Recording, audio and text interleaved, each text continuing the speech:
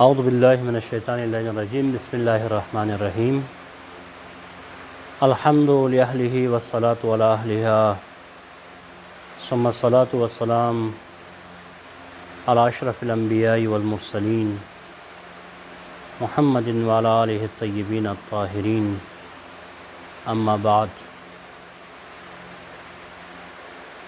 قال رسول اللہ صلی اللہ علیہ وآلہ وسلم انما بعثت لأتمم مکارم الاخلاق۔ برادران گرامی قدر، اسلام کے اندر اصول دین کو سب سے پہلے علماء اخلاق 3 حصوں میں تقسیم کرتے ہیں کہ اصول یا تو ہمارے اصول دین میں سے جو بیسک ہے وہ احکام کے اوپر ہیں، یا اصول دین ہمارے عقائد ہیں، یا ہمارا جو اصول دین ہے وہ اخلاق ہے۔ اور یہ جو ہم توحید، عدل، نبوت، امامت اور قیامت کو اصول دین میں شمار کرتے ہیں، یہ عقائدی بیس ہے۔ خلاصہ اگر قرآن کریم کی آیتوں کا اگر مشاہدہ کیا جائے اور آیات کے اوپر بنا رکھی جائے، اگر 6666 آیات کے اوپر بھی، تو بہت ساری آیات قرآن کریم کی اخلاقیات کے اوپر آئی ہیں۔ علماء نے لکھا ہے کہ کوئی 700 سے 800 کے درمیان کے لگ بھگ آیات احکام کو بیان کرتی ہیں، اور کوئی 1000-2000 آیات عقائد کو بیان کرتی ہیں۔ باقی جتنی بھی آیات قرآن کریم کے اندر موجود ہیں اخلاق کو بیان کرتی ہیں اور زندگی جینے کا درس دیتی ہیں وہ آیات۔ لیکن ہمارے معاشرے کے اندر انحطاط اور زوال کا سبب یہ ہے کہ ہم ان تعلیمات قرآنی سے اور تعلیمات محمد و آل محمد سے کما حق و آشنا نہیں ہیں۔ میرے رسول فرماتے ہیں کہ مجھے اخلاق کو اپنے کمال تک پہنچانے کے لیے مبعوث کیا گیا ہے، اور رسول کرام اسلام کے لیے قرآن مجید میں ارشاد ہوتا ہے وَإِنَّكَ لَعَلَىٰ خُلُقٍ عَظِيمٍ، اے میرے حبیب آپ اخلاق کے عظیم درجے پر فائز ہو۔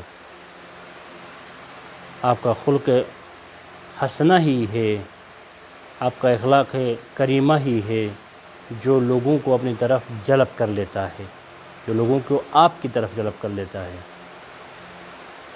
اگر وَلَوْ كُنْتَ فَظًّا غَلِيظَ الْقَلْبِ لَانفَضُّوا مِنْ حَوْلِكَ، اگر آپ کا اخلاق اچھا نہ ہوتا تو یہ لوگ آپ سے پراکندہ ہو جاتے، آپ کو چھوڑ کے چلے جاتے۔ پس لوگوں کا آپ کے قریب آنے کا مقصد اور آپ کی طرف جلب ہونے کا جو اہم ترین راز اور عنصر ہے وہ آپ کا اخلاق کریمہ ہے۔ تو سرکار دو عالم کی پوری زندگی حیات طیبہ کا اگر مشاہدہ کیا جائے تو ذرہ برابر کسی کے حق میں ناانصافی یا کسی کے حق میں کوتاہی نہیں ملے گی۔ اگرچہ اسلام کو پھیلانے کے لیے بحالت مجبوری دفاعی طور پر کچھ جنگیں لڑی گئی ہیں اسلام کے اندر، لیکن تاریخ شاہد ہے کہ کسی بھی جنگ میں سرکار دو عالم نے کسی شخص کو ذاتاً قتل نہیں کیا ہے، کسی کو آزار و اذیت نہیں پہنچائی ہے۔ یہ آپ کا وہ حسن اخلاق ہے۔ ایک دفعہ آپ کہیں سے جا رہے تھے، آپ آرام فرما رہے تھے، ایک شخص آئے، آپ کی تلوار آپ چھوڑ کے سو رہے تھے، تلوار اٹھایا اور آپ کو جگانے کے بعد کہا کہ اے محمد یہ بتاؤ کہ اب آپ کو میری تلوار سے کون بچائے گا؟ میرے رسول نے کہا میرا رب بچائے گا۔ جیسے ہی اللہ کا نام سن لیا اس کا بدن لرز اٹھا، ہاتھ سے تلوار گری۔ اب سرکار دو عالم اس تلوار کو اٹھاتے ہیں، کہتے ہیں آئے شخص اب آپ بتا آپ کو میری تلوار اور میری ضرب سے کون بچائے گا؟ تو وہ پلٹ کے کہتا ہے آپ کا اخلاق حسنہ بچائے گا۔ بس یہ سننا تھا۔ میرے رسول کہتے ہیں کہ جاؤ میں نے تمہیں راہ خدا میں معاف کر دی۔ آپ کا اس اخلاق کا مشاہدہ کر کے وہ شخص فوراً کلمہ طیبہ پڑھ کر دائرہ اسلام میں داخل ہو جاتا ہے۔ آپ کی زندگی کے اندر کبھی کسی کے اوپر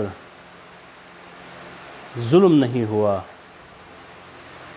وہ عرب کا معاشرہ کہ جہاں کل تک انسانوں کو قتل کیا جاتا تھا اور ذرہ برابر انہیں ندامت نہیں ہوتی تھی، یہاں پر انسانوں کو قتل کرنے کے بعد فخر فروشی کی جاتی تھی اور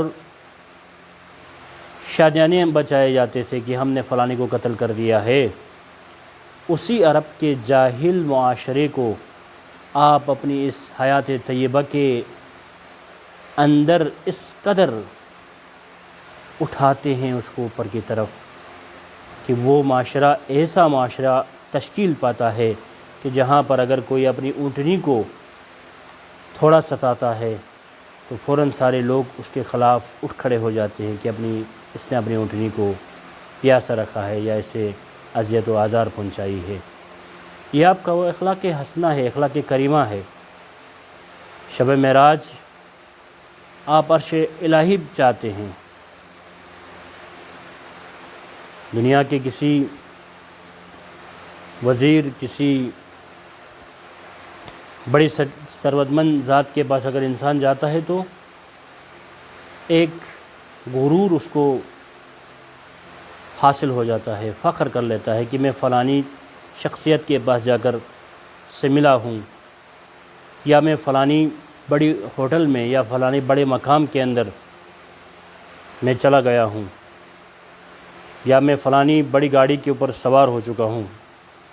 اور سیلفیاں بناتے ہیں ہماری طبیعت یہ ہے، مزاج یہ ہے، فوراً سیلفیاں بنا کر اپلوڈ کرتے ہیں تاکہ یہ بتا دیں دنیا کو کہ میں فلانی جگہ، فلانی ذات اور فلانی گاڑی اور فلانی سواری پہ بیٹھا ہوں۔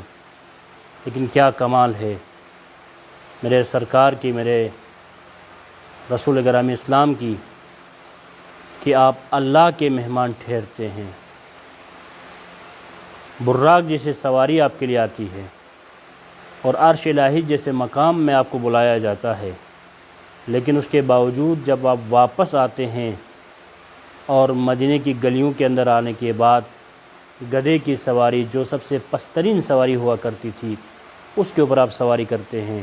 اور اگر مدینے کے گلیوں سے چلتے ہوئے اگر کوئی سائل، کوئی مسافر، کوئی غریب کہتے تھا یا رسول اللہ ہمارے ساتھ بیٹھ کے کھانا کھائیے، تو میرے رسول فوراً ان کے ساتھ مٹی کے اوپر بیٹھ کے کھانا کھاتے تھے۔ یہ آپ کا وہ اخلاق کریمہ ہے، یہ آپ کا وہ اخلاق حسنہ ہے جس نے اس تھوڑی سی مدت کے اندر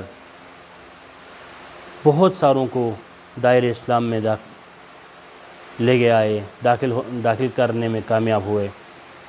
عزیزان گرامی، میرے مولا امیر المومنین فرماتے ہیں کہ خالط الناس مخالطتاً ان متم منہا معہا بکوا علیکم وَإِنْ عِشْتُمْ حَنُّ إِلَيْكُمْ، کہتے ہیں کہ لوگوں کے ساتھ اس طرح معاشرت کرو، اس طرح سے زندگی گزارو، اگر تم زندہ رہو تو تمہاری زیارت کے مشتاق ہو جائیں، اگر تم دنیا سے چل رہے جاتے ہو تو تمہارے غم میں رونا شروع کر دیں۔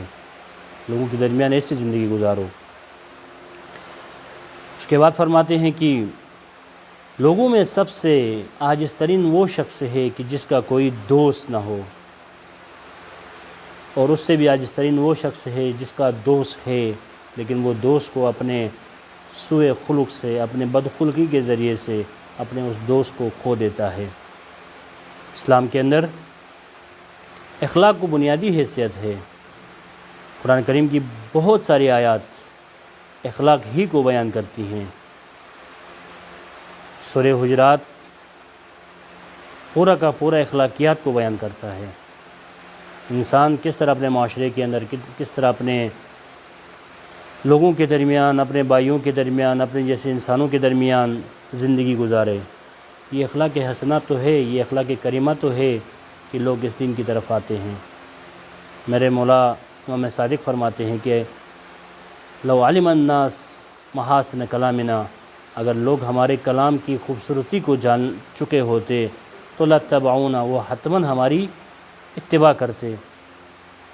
یعنی ہمارے کلام کی چاشنی، ہمارے کلام کی جاذبیت اس قدر ہے کہ ہر ذی شعور انسان تک جب ہمارا پیغام پہنچتا ہے تو وہ بلا جھجک ہماری طرف دوڑ آتا ہے۔ یہ آپ کا وہ احسان، یہ آپ کا